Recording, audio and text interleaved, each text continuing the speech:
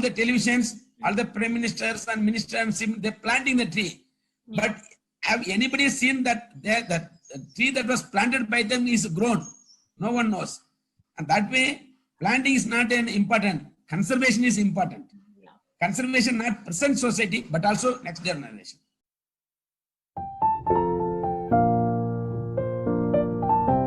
Welcome to Nirog India's COVID-19 interview series called COVID Heroes.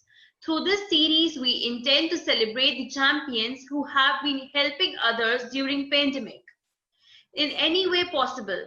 Today, we have with us Dr. K. Krishnan. Dr. Krishnan is the Executive Director of Foundation for Sustainable Development. He is also an orator of constitutional rights and has been working as a social scientist for past 29 years. Foundation for Sustainable Development envisions a peaceful society with equality, liberty, prosperity, and dignity for all. Thank you, sir, for joining us. I would now request Dr. Krishnan to introduce himself and tell us about the work that the organization does. Good morning to everyone, and thank you very much for organizing this very meaningful event. And also thank you so much for selecting our organization to be in this series of event that is highlighting which is building for the nation. People like us also contributing for the progressive nation. Okay, I am Dr. Krishnan. I head the organization called Foundation for Sustainable Development, and this is the organization that functions in southern states, especially Tamil Nadu, Kerala, Karnataka, Andhra, Telangana, and Pondicherry. And main work of us is enforcement of pro-poor legislations and pro-labor legislations, and also enhancing gender equality and child rights and eliminating bonded labor system as well as violence on women. These are the major areas that we have been working. Along with that, conservation of environment with the participation of local community. Yes. So, sir, what are the initiatives taken by your foundation amid COVID-19 pandemic for the welfare of the people? Yeah, we know, yes, it is in a COVID-19, which was in a novel coronavirus, which no one knows what will create an impact. In fact, the COVID has been taken the whole human society back to 25 to 30 years in terms of socio-economic development, infrastructure, also another aspect of the major on health, especially health and livelihoods, which is affected so much. I can say it is not only the poor people, but also middle class and upper class. In fact, everyone affected in this COVID-19.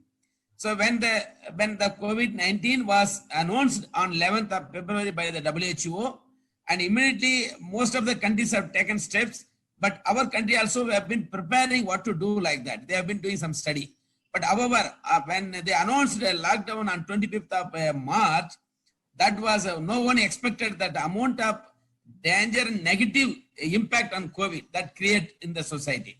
So we were also waiting on 25th to 4 days we waited. But we are in the field, we are in the grassroots level, we are working with the people, we are at the community level, we are monitoring the progress issues, what is happening. So within 4 or 5 days, we were able to find out the amount of negative impact and issues that will create amid COVID and followed lockdown.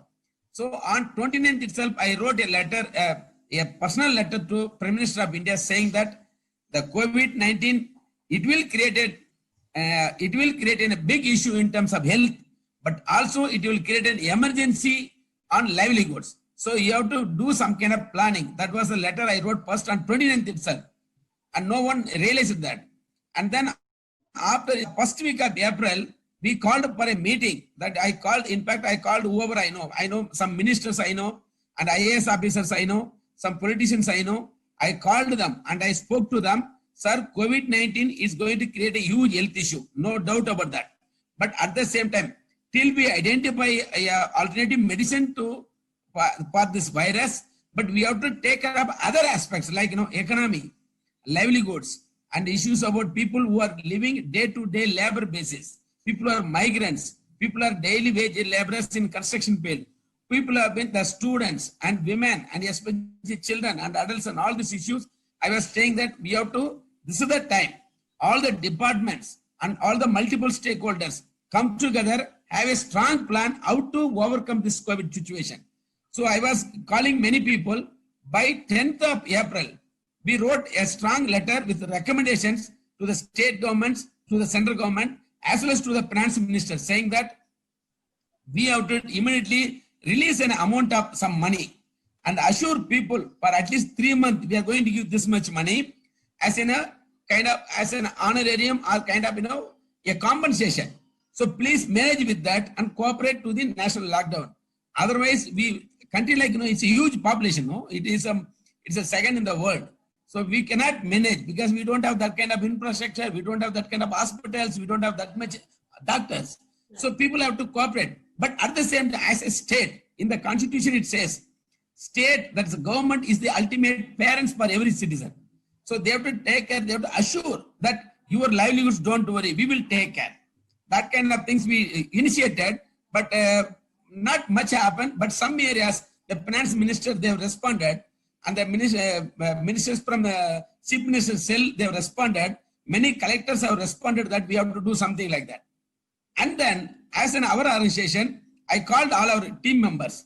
I called my team members, Tamil Nadu, Kerala, Karnataka, Telangana. COVID, anyway, it's a huge virus and it's going to create a problem. But people like us, those who do good things for the society, will not affect in anything. So we are doing something like that. Then we called them, we contacted people who are stranded, people who have been isolated, people who have been struggling, people who have been marching. So we immediately called everybody, we given some helpline number.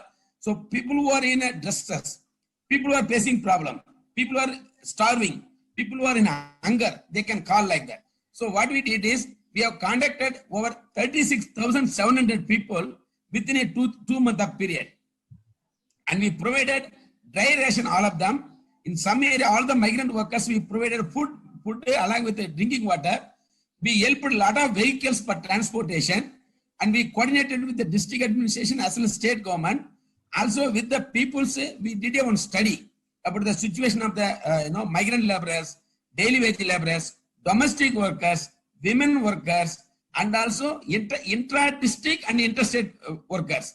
So all these things we did a study. We took the recommendation, we passed to the various people. One of the recommendation was immediately implement NREG, Mahatma Gandhi National Rural Employment Guarantee Act.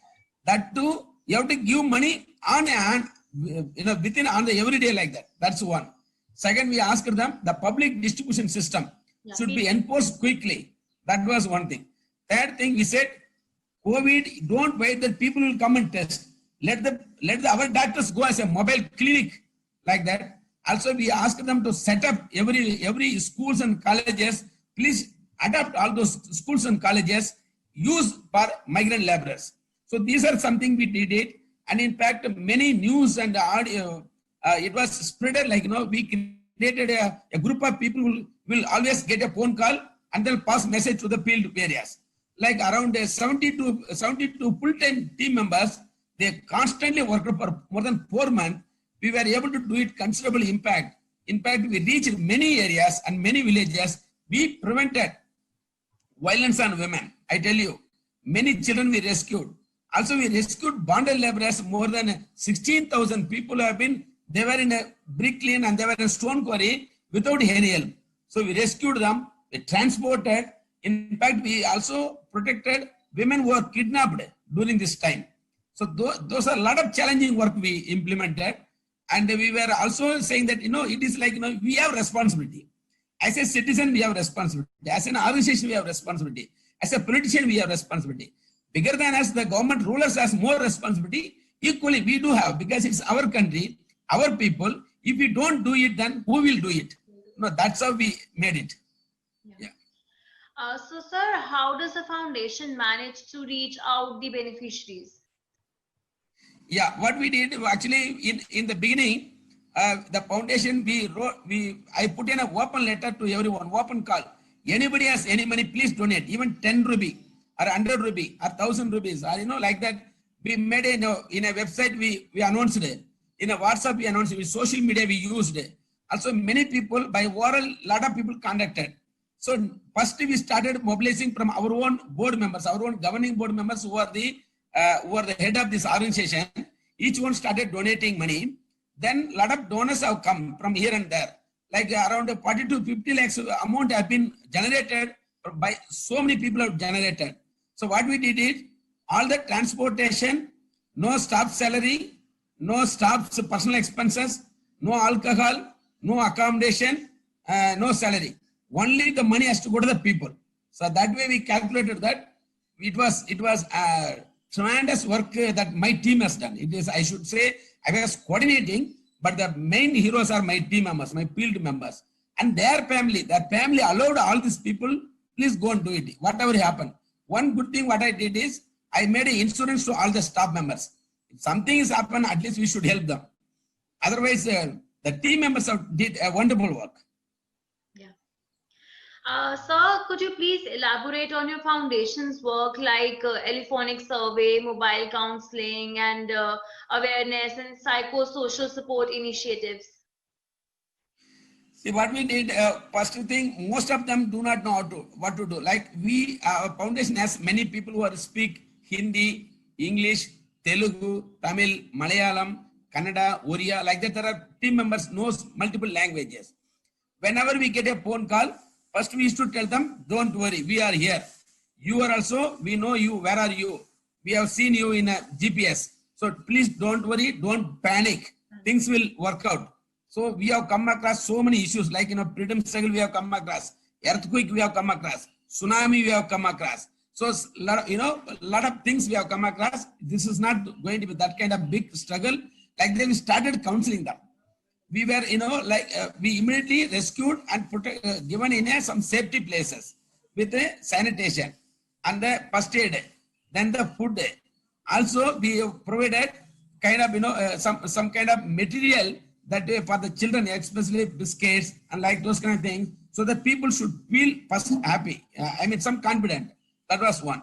Second, what we did is, wherever the laborers are there without job, we asked them, make among yourself, conduct, this is the time for us to clean our villages.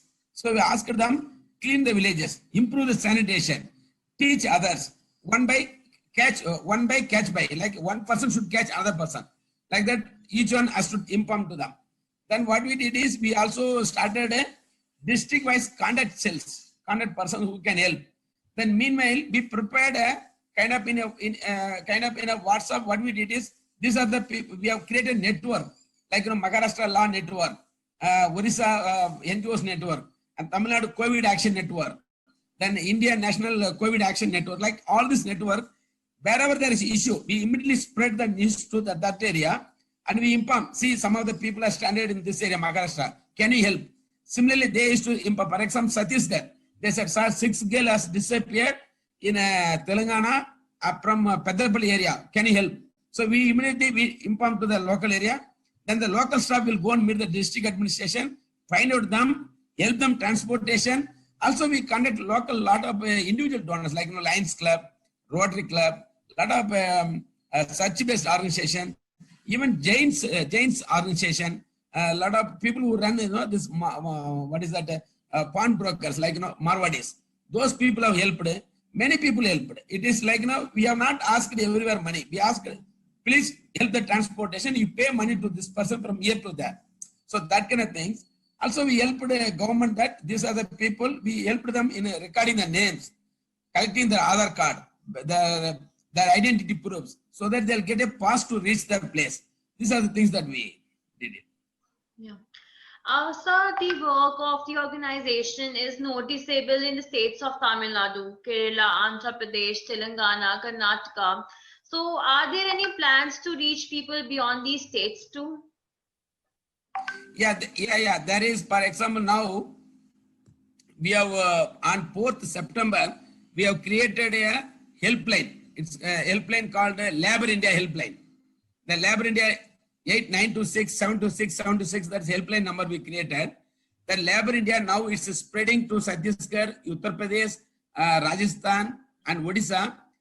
That we want to say that, see, we need a development, but the development we need a women's empowerment, we need child rights, we need climate justice, but all this development should be on the basis of equality, on the basis of social justice, on the basis of participation. So that way we are saying that Labor India, through that helpline, we are saying that there's a gap between employer and employee. So that gap should be reduced. That's one. And for the progressive nation, everybody's partner. As an employer, he has a money he is investing. The employee, the person, the worker, they are putting their hard work. So that way, both has to cooperate. So there is some kind of misunderstanding, like, there is a middleman out there. There are micro level labor contractors there who are misusing. Those things we are trying to avoid through this helpline. We want to bridge the relationship, healthy relationship, so that development will come along with enforcement of welfare legislations. So that way we are now started conducting many other groups, also government agencies. In fact, some of the labor departments, Chhattisgarh and Jharkhand and Odisha, Telangana, they invited us some kind of policy and recommendation to prepare migrant policies. We have given our migrant policies already. And also the Ministry of Labor, we have given what should be alternative employment for the laborers who are returned. So we have given some livelihoods models to them. So we are trying to reach many people as much as possible. Also, we want to learn from others. Wherever some good things are happening, we are also replicating other areas. That's great. So like, what are the challenges that you deal with, like while working during the pandemic? Because obviously it must not be easy working during the pandemic. So what are all the challenges that you came across? The challenge is, one challenge, transportation was a huge challenge, number one. Second, language. Sometimes we get a call from, I used to get a call from Assam. I used to get call from West Bengal. I used to get call from Punjab. Suddenly, I have to connect with the concerned person who knows particular language. So it was delayed. Sometimes it takes time. That was one. So transportation was, language was. Third one, we were unable to provide a need of everybody, because we thought of this pandemic will end within 1 month or 2 months. But as happened almost 4 to 5 months, we were able to provide rations for 1 month to 2 months only, up to maximum 2 months only. We could not be able to provide. So there is a financial resource also was challenging. Transportation was challenging. Communication was challenging. Also cooperation, sometimes what has happened, within the state to state, there was a cooperation differs. That was the other thing. And some areas, laborers among themselves, those who are innocent, women who are pregnant, they don't come, forward, that they don't demand their thing. That was a challenge. And also there was a miscommunication about this COVID. The world media, everyday media was highlighting, like a cricket score. Okay, this state this much, this state this much. That kind of, people. There are some good things are happening here. There are some good things are happening. People should not get panic. People can come up with their own traditional medicine. They have to improve their respiratory power. They have to improve their, antibiotic. Those kind of things are less than increasing the panic. America this much, Brazil this much, Italy this much. So people who are, it was spread like, social distancing is important. Wearing mask is important. At the same time, giving a right message to the people also important. These are the challenges. So please tell us about the foundation's upcoming projects related to COVID-19.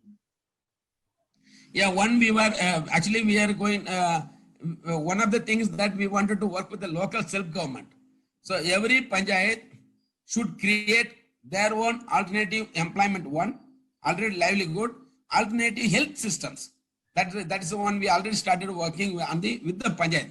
Like every self-government. See, country like India has a long history in terms of fighting against this kind of viruses, fighting against inequality. But what is happening, those things we have to revive. Now, most of the attitude has come up that everything we are dependent on the government. What government? Government is, we are the government, So most of the things we should not depend on the government. That's so we have to develop every village as a little republic. So that's one. Second thing, there should be every district, there should be a periodic meeting with the multiple stakeholders. Like one is prevention, as well as those who already got the things out to returns out to eliminate the thing. The third one is collective action to eliminate COVID from India. These are something. We are also started discussing with the state and central. One is labor aspect, we have to see. Labor rights, we have to separately see, for which movement of register, it should start from village. It should come in online. Wherever laborers are going, there should be data available on the online. That online, if you just click the Aadhaar number, you will get all the details. And also we are asking of the government, the Aadhaar card and the ration card. These two is enough. If they have Aadhaar card, they're eligible wherever. If, for example, the person belongs to UP, but the person is working in Karnataka, he should be eligible to get all social security measures by showing the Aadhaar card. Similarly, ration card should become a 100% smart, like one nation, one ration. Wherever they go and show the ration, they can get the access to that. But ration again, each family should have 2 ration. Like parents and others who are residing there, they can also access to that. So that way, there are sections are there. There should be identity card should be provided by the village itself. That identity card, which also should have Aadhaar card number and the bank number, all those things.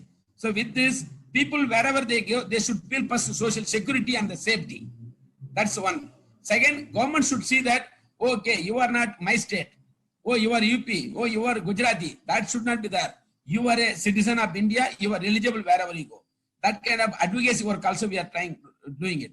So one side advocacy with the government, another side improving the community at the local level. Sir, you have raised concerns about environment issues as well. So could you please tell us in brief about those? Yeah, see, now what is happening, most of the issues that we are facing today, like think about our poor fathers and poor grandmothers, what they did it.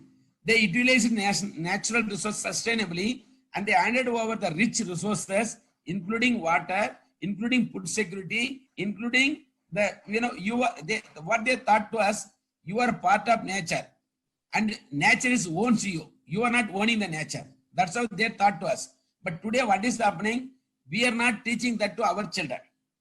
And we are exploiting current resources as well as we are over exploiting the rights of the resources that owned by the future generation. So next generation resource also we are taking it.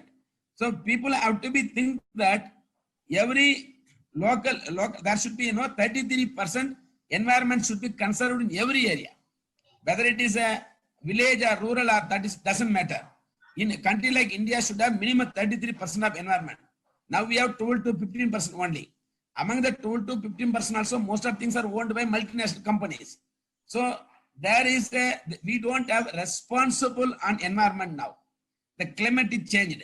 Environment is degraded. Westland is occupied by companies. So one side we are giving importance to business and the corporate sector. But unless if you don't have environment, this will not sustain. So utilization of environment should again come back to the people's hand.